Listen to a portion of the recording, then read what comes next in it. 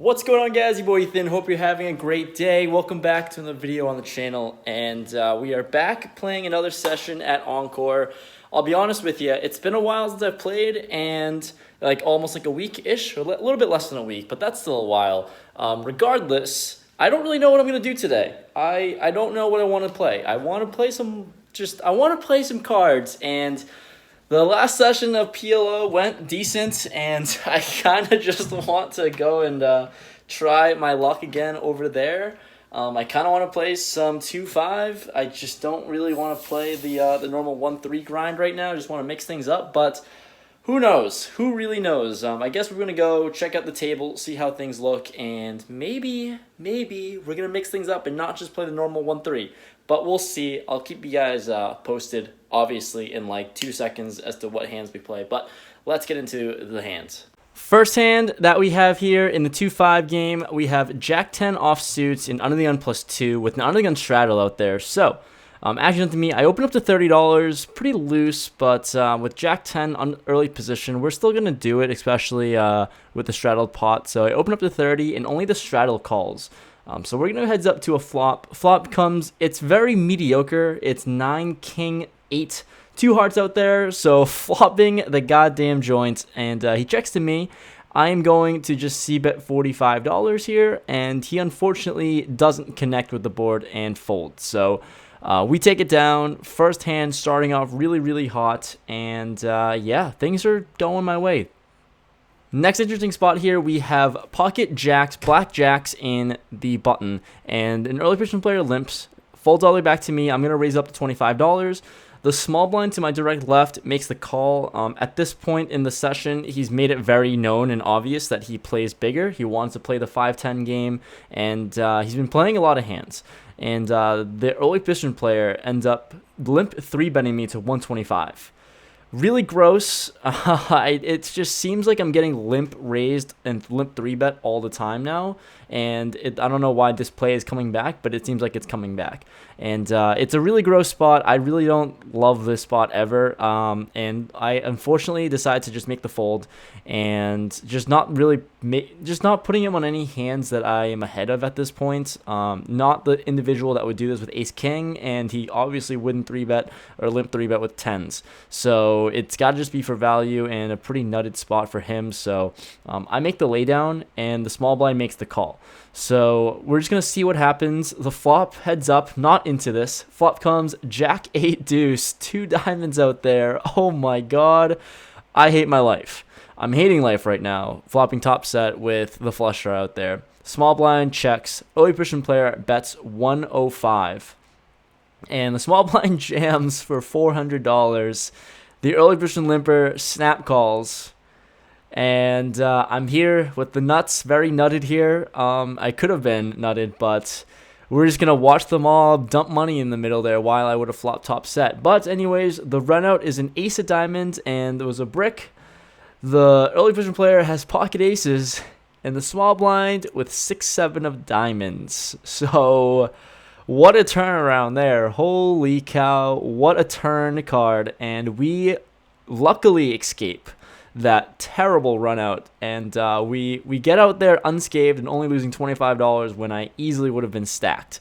So that's how that one went. I had to include this in the video because that was absolutely crazy, and I guess it's a good fold all the time for me, and I don't know what to say. At the end of the day, I just had to put this in the video because that was just insane that I watched that run out. Here, pocket 10s in the cutoff with about 700 in my stack. Undergun opens up to $20. The player to my right calls, and in position here, facing an under the gun raise, I just flat as well. Not really trying to bloat up this pot here. And the button and big blind also call. So we're going to go 5 ways to a flop of 4, 5, 7, 2 clubs out there. Big blind, who's first to act, he donk leads for $20. Really weird spot. And even weirder, the under the gun player just flats this $20 bet, and action's all the way back to me. Not really thinking that he's nutted here. I don't think the big blind's ever nutted with that sizing, and so is the under the gun. He's pretty weak here, I think. Or at least he has a ton of equity. So here, overpair, I'm thinking I'm good here a lot of the time, even though the board's pretty connected. So I raise it up to $90. Action folds back to the big blind, who ends up tank folding. He gets out of the way, and the under the gun player calls. So we're going to go heads up to a turn, which is a jack of spades. Not a club, at least, but definitely an overcard to my pair. He checks it to me, and I mean, a lot of the time I could be good here, but no reason to bloat up the pot when I'm not too confident with my hand. So I decide to check as well. River is a 5, pairing the board, and he is first to act. This under the gun player who raised pre, he tanks and checks. And action's back to me, and I think I can bet for some value sometimes, but realistically, there's not a whole lot of hands that can call me with worse. So for all those reasons, I decided to check it back with plenty of showdown, and he shows ace-jack of clubs. So we lose that one there, unfortunately. Made the right moves, and I'm pretty happy with my line, getting more disciplined and just learning that I can check back instead of betting. Following spot, we have pocket jacks again in middle position, and under the gun player, once again, we opens up to $30. Different player from last hand, but it's a $30 6x raise, so it's pretty big, and actually to me, I'm just going to flat. No need to 3-bet this with pocket jacks here. I mean, I just really don't think that it's a hand that I can 3-bet with, especially facing such a big open, so I call and everyone else folds. Flop comes 10-9-5, and he leads out and bets $35. Overpair in this spot. Don't really know exactly where I'm at, but I think it's enough for me to call. So that's what I do. I toss in the 35, and we're still going to go heads up to a turn, which is a 6. And another really good card for me, obviously. He bets $75, and this is kind of the turning point here. I mean, I can definitely fold sometimes, but with an overpair, it's a pretty tough spot. Realistically, if it was any overcard, the queen, king, or ace, I definitely get out of the way. But seeing that turn, it's not a card that I can ever fold my jacks to. So I call the 75, and we're still going to go heads up to a river, which is a deuce. Another beautiful card, really not helping me if I'm behind here against queens, kings, or aces. So he bets 175, and at this point, I'm going to snap call this. There's really no decision or thought process to it. If I'm going to call the 75 and I see a really good river, I'm just going to have to go with it and hope for the best. And that's exactly what I do. I call, and he shows king 10 offsuit, so we take it down. He was going for some thin value, but pocket jacks is good there. Next thing we're going to go over, we have ace king in the big blind, ace king offsuit, and there's 3 limpers to me. With the 3 limps out there, good amount of dead money in the middle, I raise it up on the bigger side to $40. And obviously, $40 is not big enough in this game because, well, all 3 limpers call. So let's go 4 ways to a flop of ace, queen, ace, rainbow. Super nut in this board. And in the big blind here, I'm first to act. I decided to just bet and lead out here. A lot of the time, I think I could check and slow play this. But at the end of the day, we're playing against a pretty active table and a table that really likes to call, so let's just go for value and bet $75. Unfortunately, everyone folds. All 3 limpers fold, but it is what it is. We'll take it down, and we'll take the $120 that everyone called me with. Next spot we find ourselves in, we have pocket kings and under the gun +2 with an under the gun straddle. So love that. Love the under the gun straddle. It's good for the game. So I open up to $35, and cool thing enough, we get 4 callers around. So let's go 5 ways, unfortunately, to a flop of queen 8-3 and 2 diamonds out there. Pretty safe flop for kings. Really not afraid of anything at all. So when action checks to me, I bet on the bigger side to 115, just charge the max for draws, and kind of just start pumping it, pumping money into the middle here. And action folds to a late position player who announces all in pretty quickly, just drips it all in for about 500 total. It folds to me, and easy decision, I snap call. Really great board for me. I'm really only behind pocket 8s and 3s, but though it's pretty unlikely, the rest seems like he's drawing for sure. So we're just going to go with our kings. Not much of a decision once again. Run out is a 9 and an 8, both non-diamonds, and he shows 6-7 of diamonds, so we take it down. The turn actually gave him a whole lot of equity, and we faded a lot of his outs, which is very fortunate for us. So we take it down. We take a really big pot coming our way. Next hand here, we have ace deuce of clubs in the big blind, and once again, like I said, we're in a very action-y table, so there's 5 limpers to me, and I raise it up on the bigger side to $45. The player to my left, he's, once again, like I said, I've mentioned before, he plays bigger, but also now that he's fairly tilted. He's on the tilted side, so he just calls, and the small blind also calls. So weird spot where the small blind limp calls $45, but whatever. So let's go to a flop of ace deuce 4 rainbow, flopping top and bottom pair, and we're just keep running hot right now. Small blind checks to me, and I decided to just check and slow play this 2 pair here. Against 2 players who are pretty active, maybe they can fire out for a bet, but or just, I don't know, just trying to check for deception at the very least. So unfortunately, the player to my left under the gun checked as well. So let's go to a turn, which is an 8 of diamonds. Brings in the backdoor flush draw. Once again, the small blind checks, and obviously I have to bet in this spot. I bet $85, and they both fold. So we don't get any more value from our 2 pair, but we take it down nonetheless. Next hand here, we have ace-king offsuit and under the gun, and we're sitting with a pretty big stack. So I open up to $25. Player to my left, once again, he's super tilted, very active, and he makes the call. Folds all the way back to the small blind, who 3-bets to 125. Interesting spot to me. I'm in position of this player, and this is the same player who opened up to $30 from under the gun with king 10 offsuit. So he can do this light, but I've seen him make a bunch of plays, which I know that he's a pretty competent player. So not really trying to get all of my stacks in with ace king and 4-bet here, as much as I'd love to do that. But at the end of the day, I decided to flat, and the player to my left, once I flat, I knew he was going to call anyways, because he's basically playing any 2, and he calls as well. So we're going to go 3 ways to a pretty big pot here. Flop comes 9-5-3 rainbow. The small blind checks. And once he checks, I'm really, really confident here that I can take a stab and take it down. With the player to my left playing any 2 cards, as much as he can hit that board, I think myself and the small blind have really strong ranges. So I take a stab at it, and I bet 175. I'm really expecting the player to my left to fold and the small blind to play against him, and I'm thinking I can definitely barrel him off here, putting him on basically ace-king or ace-queen, especially when he checks on this flop. So unfortunately, the plan goes to shit because the player to my left calls. Was not expecting that, so once that happens, I think I have to shut down, and the small blind folds. So let's go heads up to a turn, which is the 10 of diamonds. As in the backdoor flush draw, like I said, I really can't do a whole lot here because the player to my left's range is super uncapped, and he can be calling with any pair, and I don't think I can barrel him off. So especially with how short he is, with only about like 380, 400 left in his stack. So not a whole lot I can do. I check. I'm just giving up, hoping to bank an ace or a king, but he checks as well.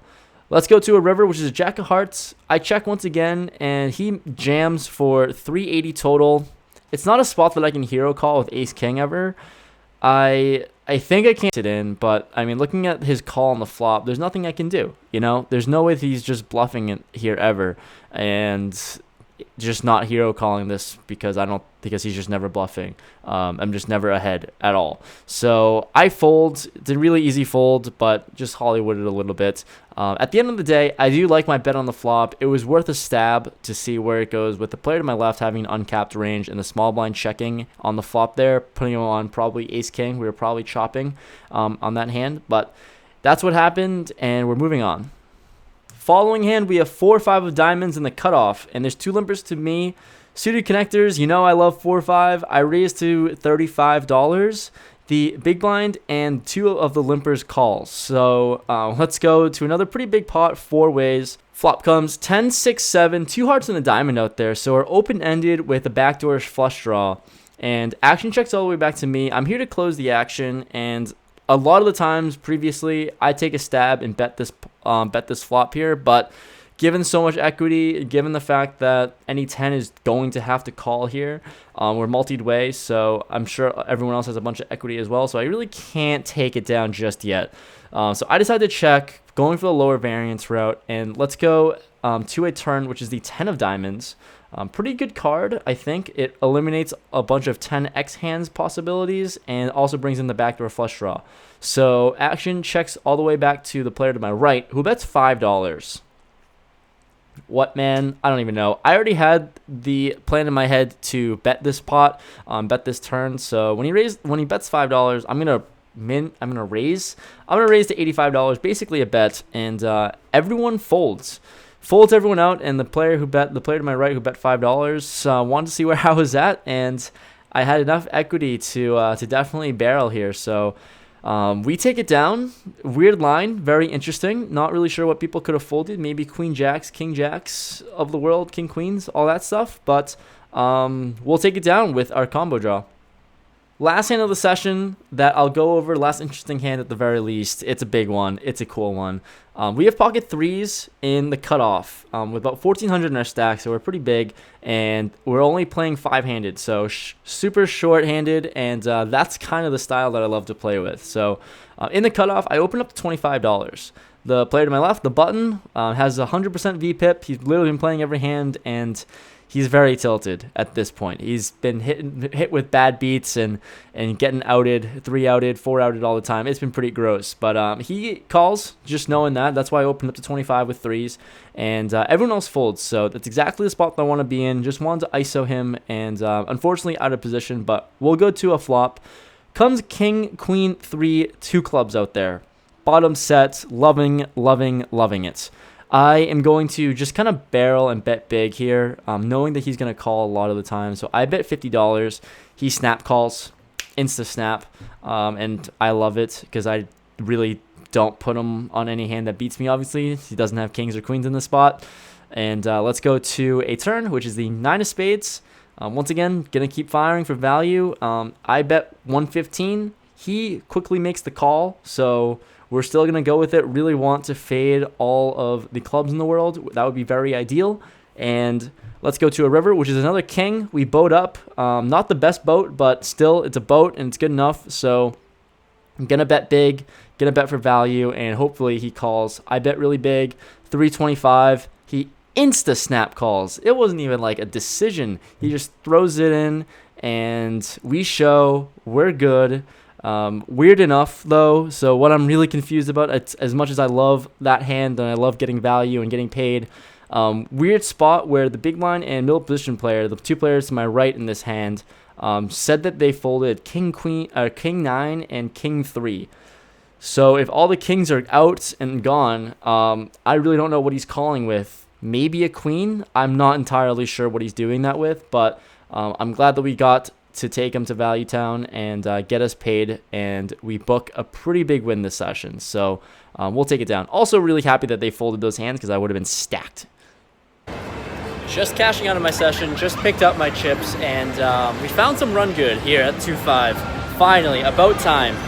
Walking around the poker room, trying to find a quiet spot. Hopefully you can hear me, but ended up playing for about like 6-ish hours, longer than I wanted to. I wanted to only play for like 4 or 5, but we ran really well. Never got into any like hard, difficult spots or any big hands either. Just continually grinded and chipped up and ran really hot. So happy to find some run good finally. First time playing 2-5 since the last time we kind of got destroyed. But played for 6 hours. I was in the game for 1,000. We started off really bad. Started off in the first hour minus 500, but ended up cashing out for 25.25. So profit of 15.25 in 6 hours, pretty good.